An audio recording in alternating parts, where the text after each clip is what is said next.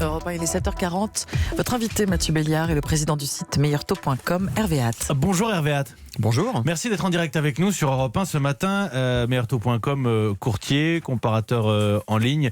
Vous m'arrêtez si je me trompe. Quand on a un projet immobilier, il y a la moitié des ménages qui passent chez vous. Tout à fait. Vous êtes un acteur du secteur, d'un dossier que les Français suivent de très près, la question immobilière. Et vous dévoilez votre baromètre annuel à 9h tout à l'heure. La fête est finie sur le crédit immobilier. Mais je veux démarrer par le coup de gueule. Parce que ce matin, vous alertez Hervé Hatt sur les mesures de durcissement d'accès au crédit voulues par le Haut Conseil de stabilité financière. Je les rappelle, pas plus de 33% d'endettement, pas de crédit au-delà de 25 ans. Vous dites qu'on va priver les Français d'accès au crédit.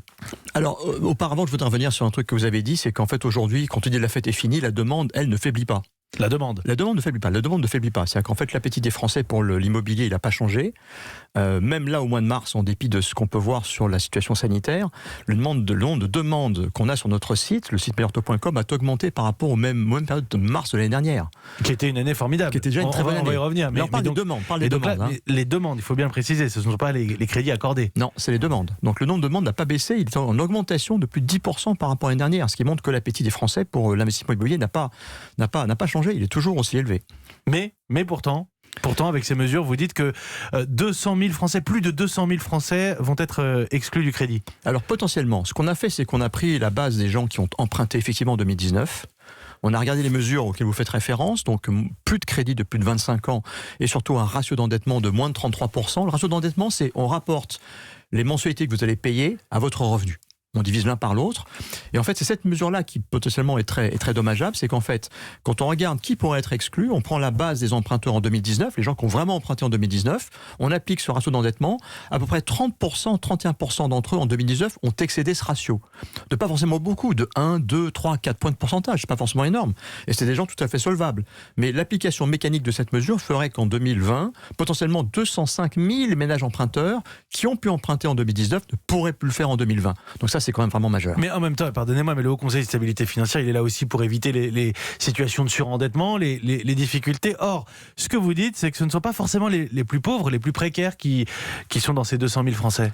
Absolument. Quand on a regardé en fait de qui il s'agit, le profil moyen des gens qui dépassent ce ratio d'endettement, il est en moyenne de 33 ans avec des revenus qui sont à peine en dessous de 4 000 euros pour le ménage. Donc on est sur des jeunes actifs qui soit veulent accéder à la résidence principale, soit veulent se constituer un portefeuille de l'immobilier investisseur pour se préparer à des compléments de retraite. Donc c'est des gens actifs auxquels, au contraire, il faudrait pouvoir prêter. Donc on est très très loin de la situation de surendettement dont vous parlez. On parle de cas de gens qui ont des vraies motivations pour emprunter et qui sont des gens avec des revenus solvables, actifs. Alors si on est capable justement d'identifier ces Français qui seraient pénalisés en 2020, j'emploie le conditionnel bien sûr, l'année n'est pas encore écoulée, c'est parce qu'on croise justement cette volonté du Haut Conseil de stabilité financière avec votre baromètre que vous dévoilez à 9h, que vous dévoilez ce matin sur Europe 1. 2019, d'abord, année historique pour le crédit immobilier. Oui, c'est une année tout à fait historique, à la fois pour l'immobilier et pour le crédit immobilier, avec encore une fois un nombre record de transactions, aussi bien des gens qui veulent accéder à la propriété,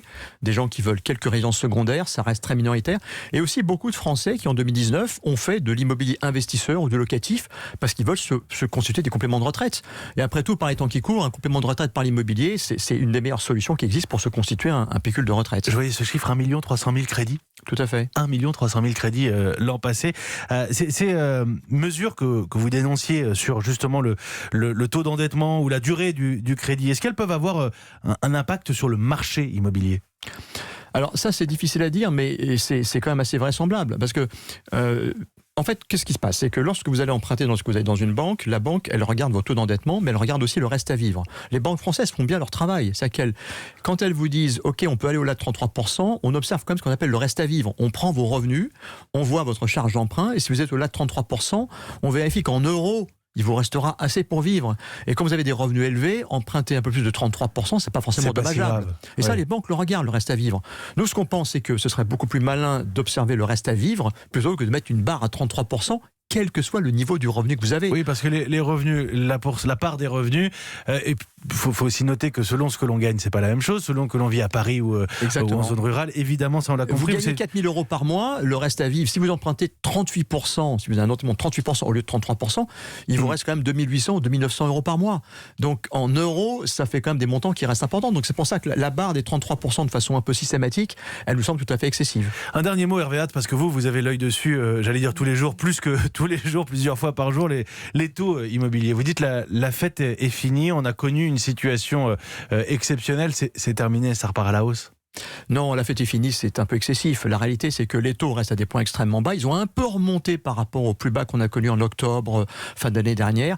Mais on reste aujourd'hui, vous voyez, pour du 20 ans, pour un profil moyen, on reste aux alentours de 1,30%. Donc ça reste quand même des taux qui sont extrêmement... On a gagné peut-être... On a augmenté peut-être de 0,02% par rapport aux 0,05% par rapport au plus bas de 2019.